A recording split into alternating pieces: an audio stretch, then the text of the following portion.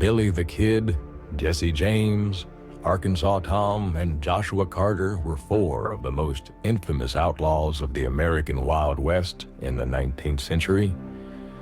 Billy the Kid, known for his boyish looks and deadly aim, was rumored to have killed 21 men, one for each year of his short life before being shot by Sheriff Pat Garrett in 1881. Jesse James, a former Confederate guerrilla, became a legendary bank and train robber, leading the James Younger Gang and gaining folk hero status despite his violent methods. Arkansas Tom, bullish and cunning, led a bloodthirsty gang, pulling off daring heists in towns and banks across the Wild West. And then there was Josua Carter, a deceitful con man, notorious for horse theft and robbery, with connections to various criminal gangs. Together, these figures symbolize the lawlessness, rebellion, and mythic romance that came to define the American Wild West era.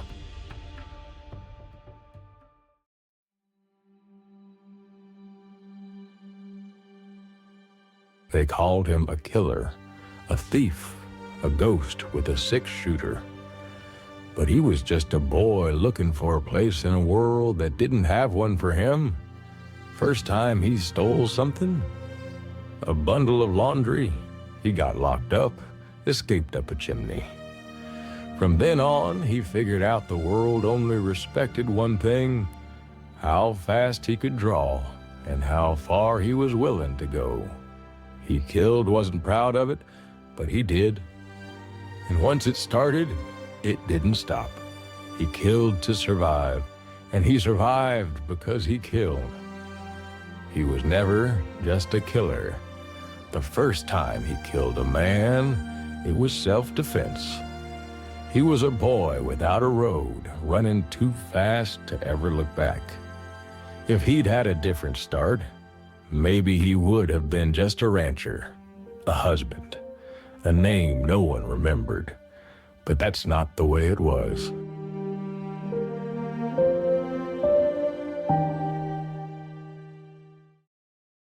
You know, the legend of a man is more what others say about him as much as the things he actually did. Such is the case of the Wild West's most famous outlaw, Henry McCarty, Kid Antrim, William H. Bonney, the three names that we know as one person, Billy the Kid. Join me while I share with you some key moments in the very frenetic life of the young man who became a legend in his own time, Billy the Kid.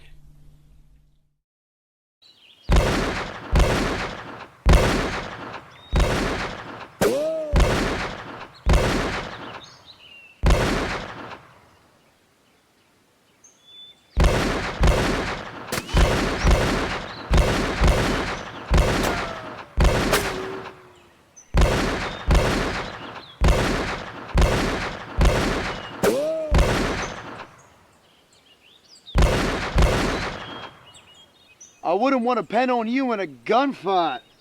In 1877, 17-year-old Henry Antrim finds himself in Arizona, having just gotten out of jail in New Mexico for stealing food.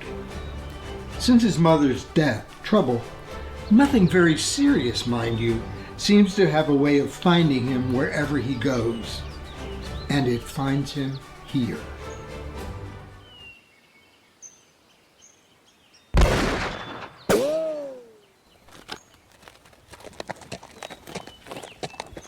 Hey, howdy boys. John Murphy here. Got my horse Cashaw heading in there to Bushkill for the race. Need a place to stay. Need a place to wash the dust out of my throat. We're new here too. Hotel's pretty popular because of the race. Right? Might be full up. Yeah, I never seen this many people in a town size as Bushkill. Well, I need a place to take my horse to. Cahill's livery. He's a mean cuss, but he'll board your horse for you. All right. Oh, he's a looker. I bet he can really run. I'll tell you what, you want a winner, put your money on Cashaw. You bet. Just follow this fence here. It ends outside of town. Great. Remember, boys, Put your money on Cashaw. He's a winner.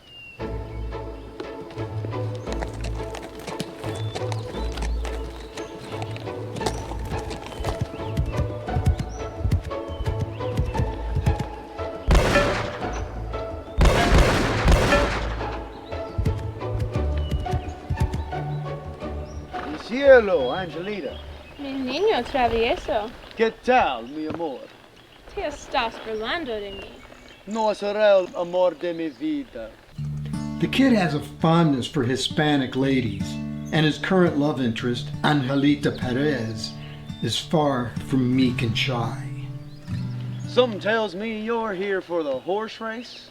Sí, mi caballo will shame your gringo horseflesh, and 500 American dollars will make my family very happy. Oh, mucho dinero.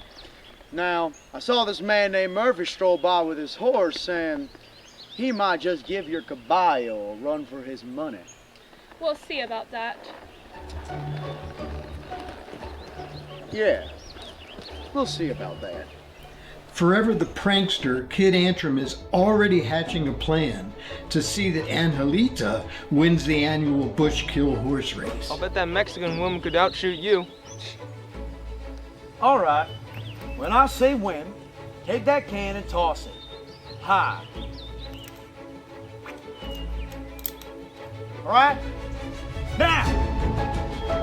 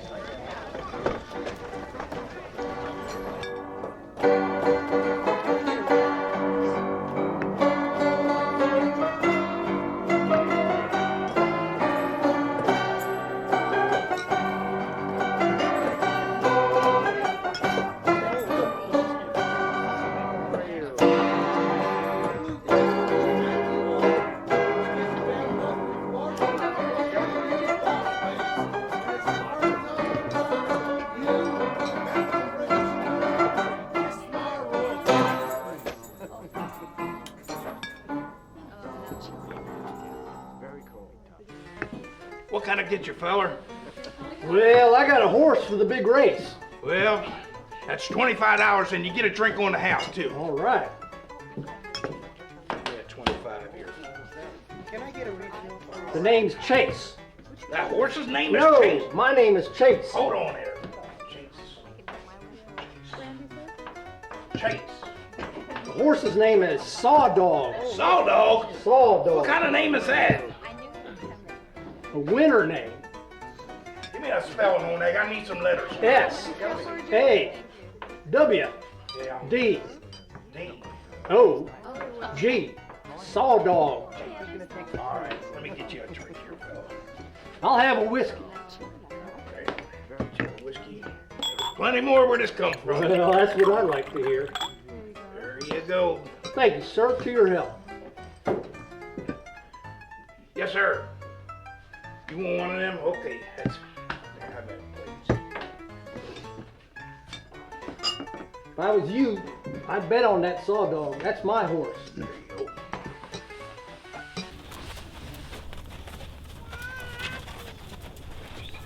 Hey, I'm looking for Cahill. I'm Cahill. All right, well, I need to board my horse for a few days. It's $1 a day. Well, I need somebody to watch Cashaw night and day. I got a man here, All right? and if you want both of these animals done, it's double. Double a day is not a problem. Local blacksmith and livery owner Frank Windy Cahill is a mean-spirited loudmouth with a short temper, especially when he's drinking. In the last few days, he has had run-ins with young Antrim, mainly because saloon owner Rose Russell seems to enjoy the company of the kid more than drinking with her best customer.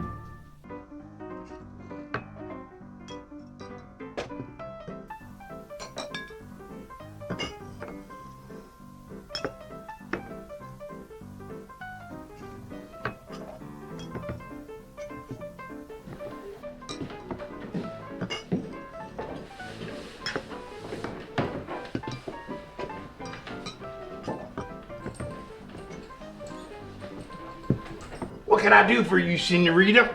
I want to enter caballo race. You want to get in the horse race? See. It's $25, and you get a drink on the house.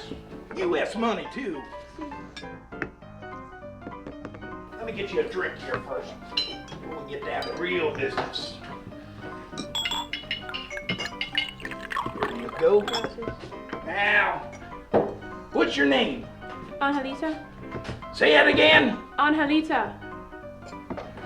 Can you give me some letters on that, or? Never mind, I got it. I'll write lady. So you are the lady. Now what about the horse's name?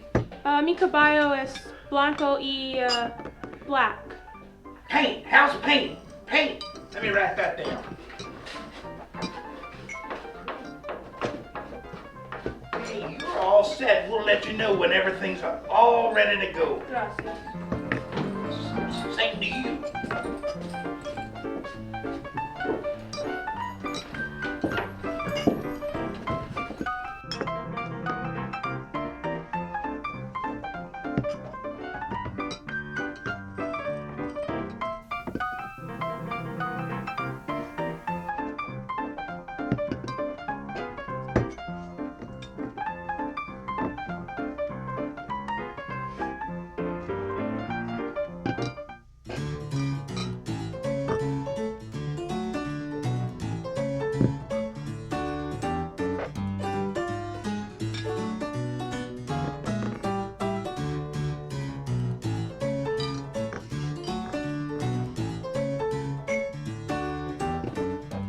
Hey, I'm here to enter my horse cash on y'all's race. Okay, that's $25, sir. Not a problem, got plenty of You that. get a drink on the house, too. Oh, even better. Yeah, I got 5 in here somewhere. There we go. It's all U.S. money, right? That's it, sir. Let me get you a drink here, fella. No, I'll take the whole bottle. Oh, that'd be a little bit more for that. Right there. Settles it up. Okay, now what's your name, sir? Murphy. How many F's in that? Really? M-U-R-P-H-Y. Slow it down. All right, M, U, U, what's the next letter? R, sir. R. P, H, Y. All right, now what about the horse? Cash all. Okay, let's see, that's like a cash, no cash. A-W, Yes, sir. A-W. All right, you're all set. We'll let you know what happens next around here. Awesome, great, thank you. Hey, everybody. Any and all bets are covered by me.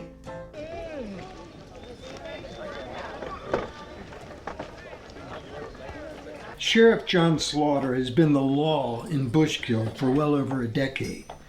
Respected by the locals for being fair and remarkably honest, Slaughter knows the annual horse race will bring some trouble.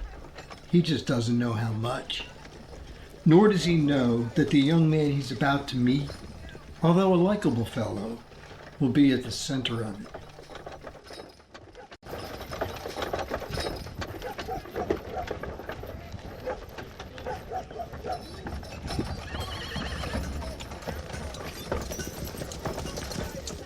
I'm thinking what you're looking for is in here. Ain't you thirsty?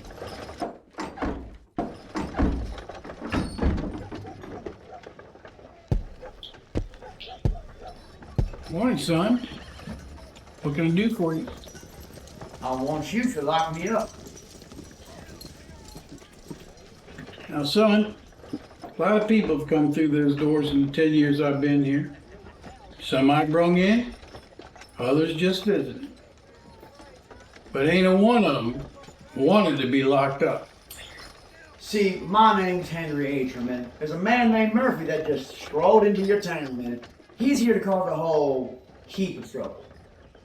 Murphy? And what does he have to do with me locking you up? A while back in a town called Rimrock, Murphy left town with a few $1,000s that weren't really his, and I got locked up for being part. Were you? I was not. I was eventually let free, but that was before all of Rimrock had made up their minds about me. Well, son, I'll oblige you. I'll have to take your gun. And I'll go look up this Murphy and see if we can't get this sorted out.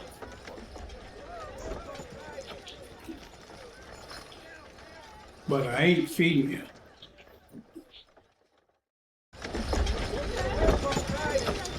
Looking for a Murphy. I'm Murphy. Need me to cover a bet? Not yet. I need you to come down my office, Mr. Murphy. No problem, mind you. Just need to sort a few things out. Oh, I got a race. Sheriff. That I'm aware of. This won't take long.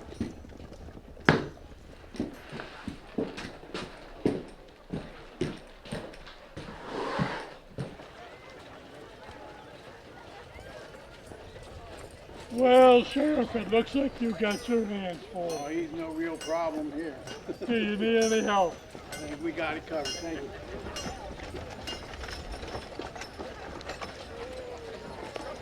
Howdy, ladies.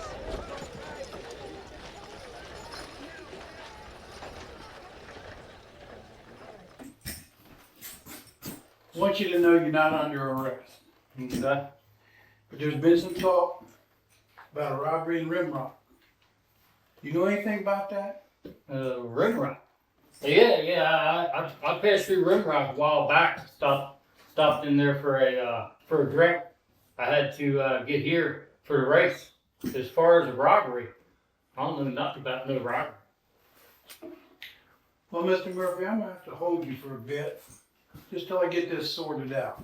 That's the way it gotta be, sir. I'm gonna need your gun and your saddlebag. I only got to pass some money in my bag, but you can have my gun, Sheriff. You can keep the saddlebag. All right. There you go, sir.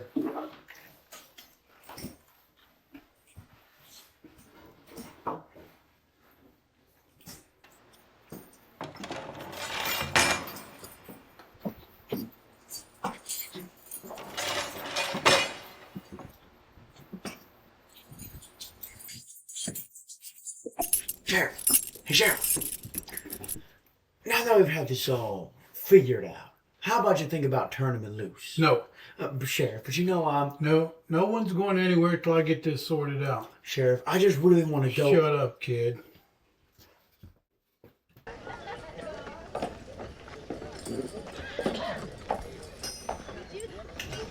Morning, Martha.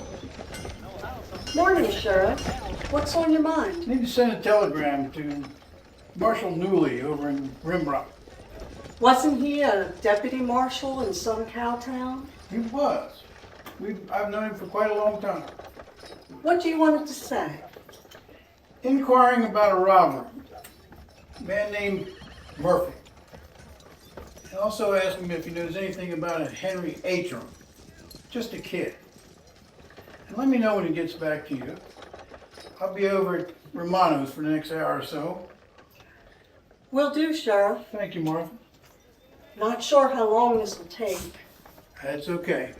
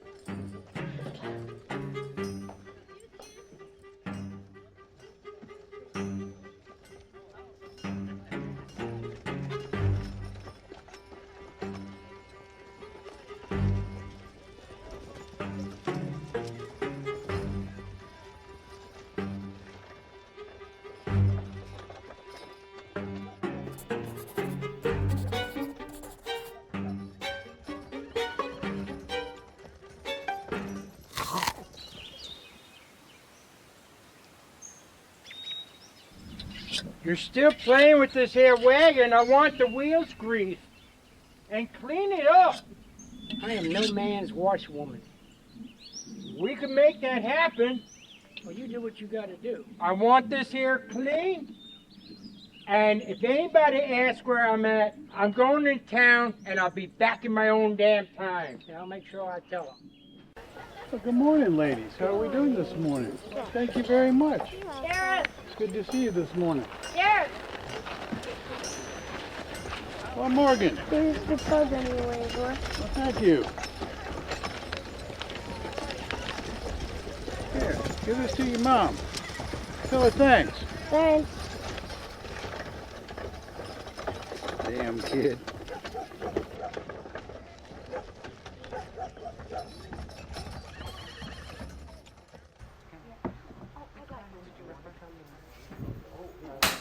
Can I get a refill, please? Would you care for a turkey? Haven't seen her in a while. I can wet my whistle. Brandy, sir? Oh, look who's here. How are you? I knew you were coming. Hello, would you care for a drink? Thank you. There you go. Don't worry, it's nice. Oh, you're welcome. How are you? Hey, Who's gonna take the keys?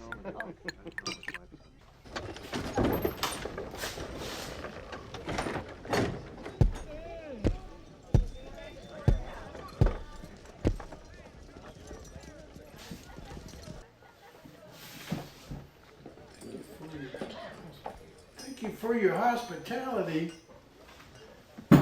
Damn kid.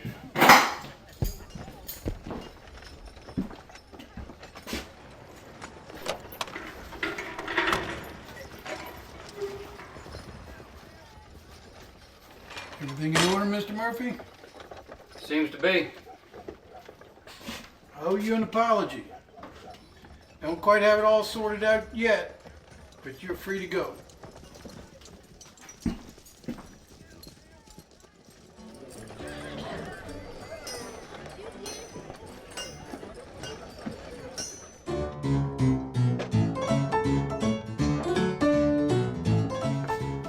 Harry, hey, just the man I wanted to see.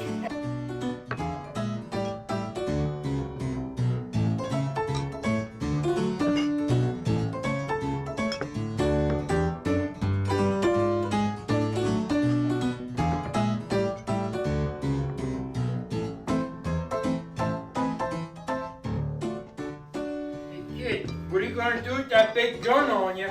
Oh, nothing right now, but I might just play a few hands. Why don't you take up a chair? You might get lucky. Ain't that right, Miss Rose? I'll play cards with a pimp. You know what? I didn't want to spend my time anyway with no son of a bitch. Son of a bitch!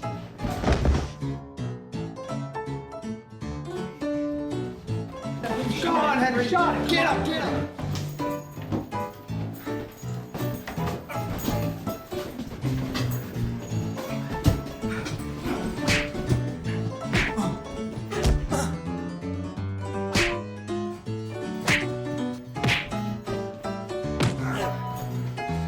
Sit down, young blood. Stay out of it.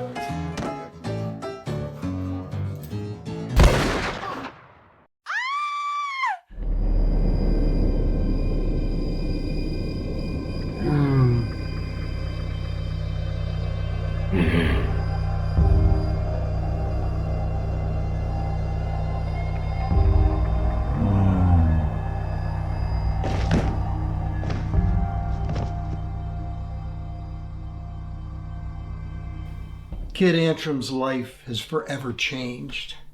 Who knows what would have happened had he remained behind and pleaded self-defense. Instead, he runs away.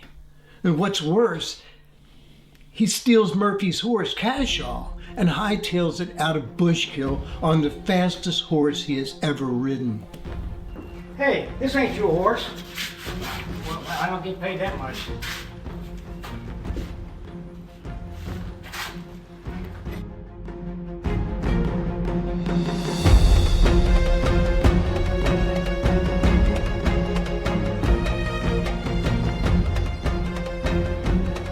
Damn The next day, Frank Windy Cahill dies.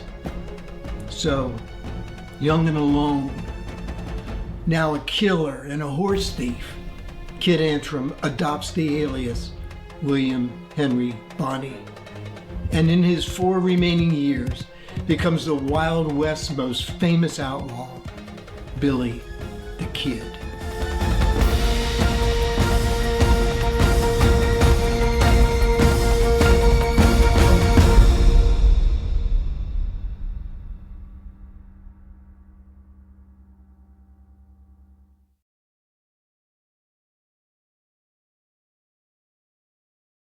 In the heart of the tumultuous 19th century American frontier, a notorious outlaw named Arkansas Tom carved a bloody legend that would be whispered around campfires for generations. Arkansas Tom's criminal career began in earnest in the 1880s when he joined a gang of desperados known for robbing stagecoaches and trains across the frontier. His penchant for outbursts of violence during these heists became his trademark. Witnesses recounted how he would erupt into fits of rage, often shooting or fighting recklessly and without remorse. This unpredictability made him a dangerous adversary for anyone who dared to cross his path. Why, you arrogant little...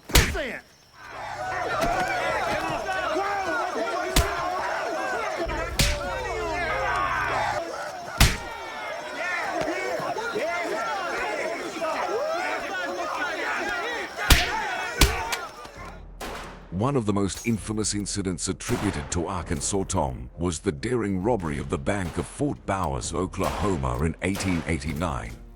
During the heist, Tom and his gang engaged in a vicious gunfight with lawmen and town folk. Several innocent bystanders lost their lives in the crossfire, a grim testament to Tom's ruthless nature. In the blood-soaked showdown, Tom met his demise, leaving behind a legacy of violence and fear.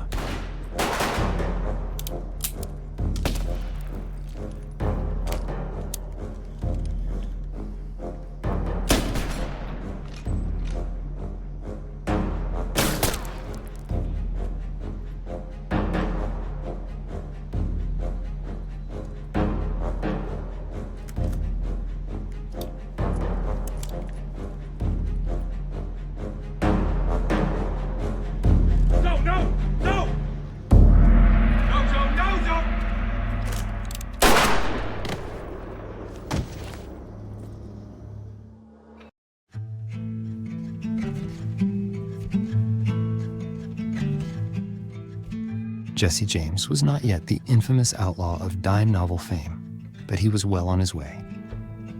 At the age of 25, Jesse had already established a reputation as a Confederate guerrilla fighter during the Civil War and a bold bank robber in its aftermath. But today was different. Today, he and his brother Frank, along with the rest of the James Younger gang, would try something new: a train robbery. This wasn't just any train. It was a Rock Island Line passenger train, rumored to be carrying a shipment of gold and cash destined for a bank in the East.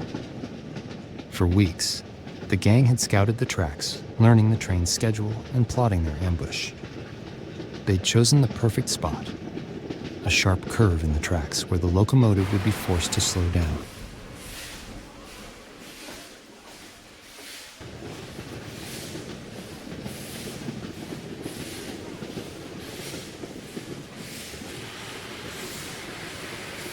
As the distant whistle of the train pierced the air, Jesse turned to his men.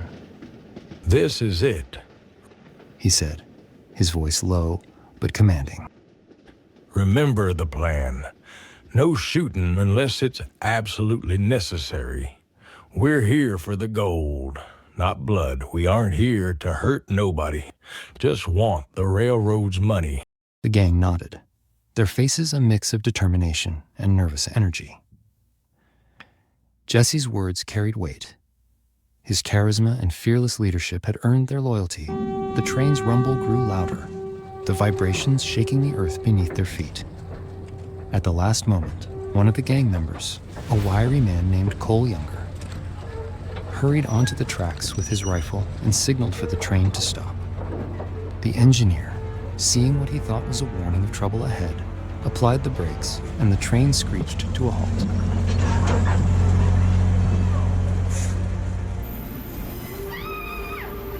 Before the passengers or crew could grasp what was happening, Jesse and his men swarmed the train.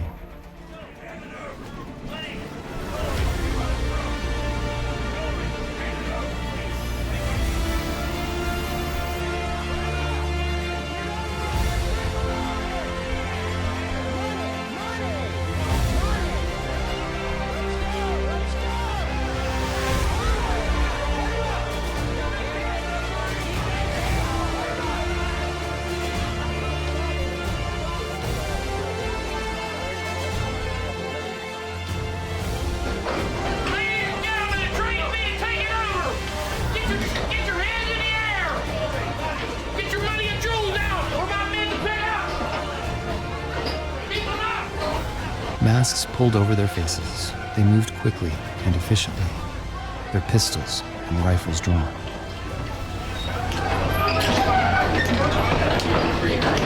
All right, get them hands back up in the air. Keep them up. Out here, you fool. You put yours down. Frank James and Cole Younger secured the passengers, keeping them calm while Jesse and the others made their way to the baggage car. Inside, they found what they were looking for: a safe filled with cash and gold bars. The gang's explosives expert, a burly man nicknamed Big Jim, set to work cracking it open. It didn't take long. With a deafening boom, the safe's door burst open, revealing its glittering contents. Jesse grinned as he filled a burlap sack with the loot. Gentlemen, he said, turning to his gang. Today we made history. All right, you got the loot. You see what we got, boys? We got the gold. Got the gold. Good. Paydays come early.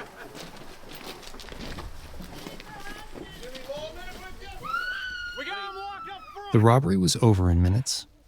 The passengers and crew were left shaken but unharmed, staring at the wreckage of the baggage car. Hey, keep an eye out. All right. You good? Oh, yeah. Hey, look at that. Hey, come early.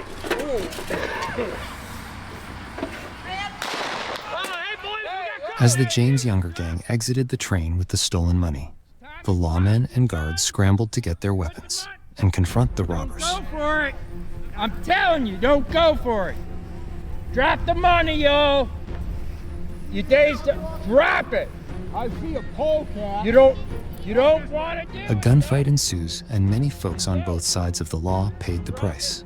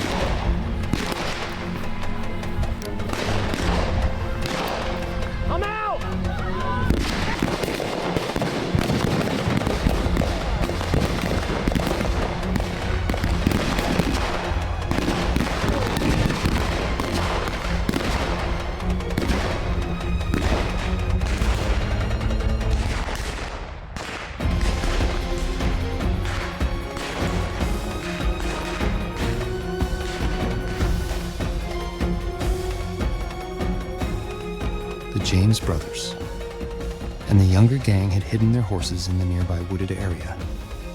Even though most of the gang lay dying, they made their escape.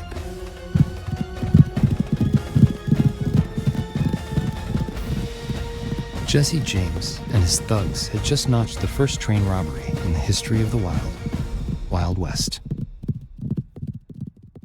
In the heart of the tumultuous 19th century, when the American Civil War raged and Reconstruction reshaped the South, a shadowy figure emerged from the darkness of deceit. Born in 1835, Josua Carter showed an early inclination towards trickery. As the war reached its bloody crescendo, Joshua saw an opportunity to enrich himself amidst the chaos. He headed south, posing as a Union sympathizer seeking to rebuild the war-torn South. With an old carpet bag slung over his shoulder, he arrived in Atlanta, Georgia, in 1865. While there, he received news of his brother's death, and with greedy intentions, traveled to Montana to visit his brother's family.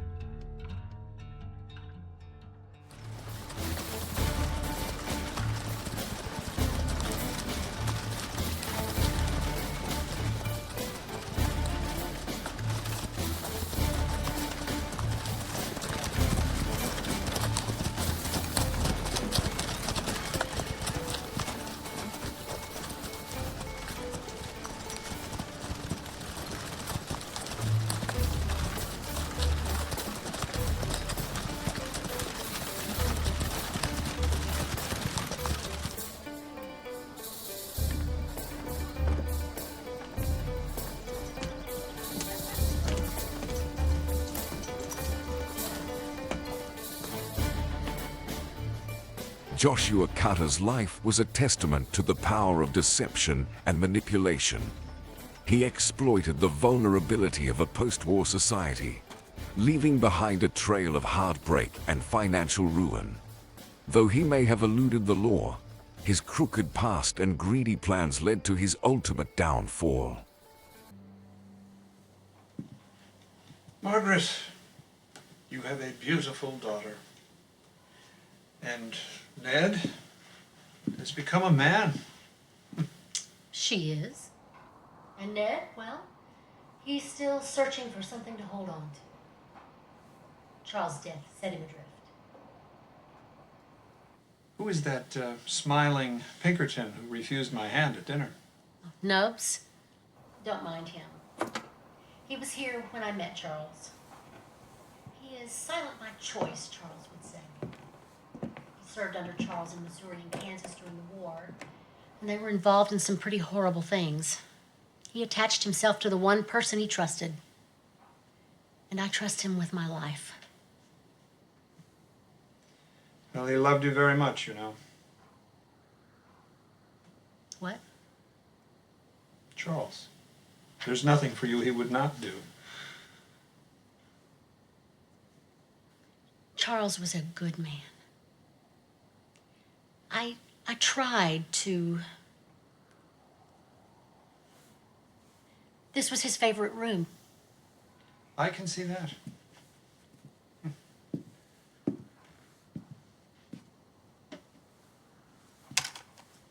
Nice rifles. Charles did not carry a sidearm, you know. Had his fill in Missouri of watching men die. He somehow saw art in their form. He was drawn to the heft of the long guns. Felt secure with them. A complicated man, your brother. He was that.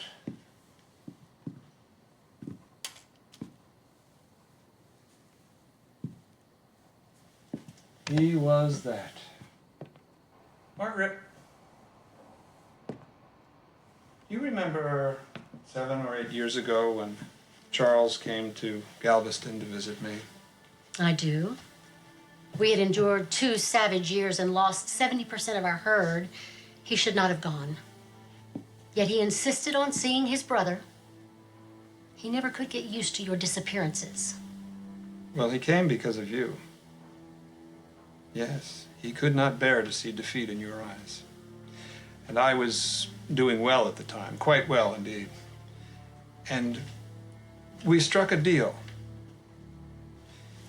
He needed money to keep his ranch, and he insisted that I keep that until the note was paid off.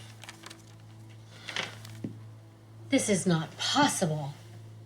Margaret, you are still the owner of Carter Ranch, but it's just that now you have a partner. I can take a load off, and Ned can learn much from me. This is not possible. Charles would have never. Margaret, think of what we can build together. Take your hands off of me and leave. Just as you say. This is more than paper. It is recorded in Galveston and makes me half owner of Carter Ranch. You'll come around. And if not, no matter.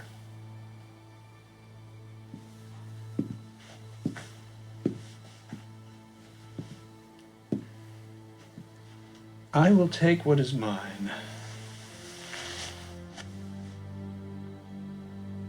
and have what goes with it.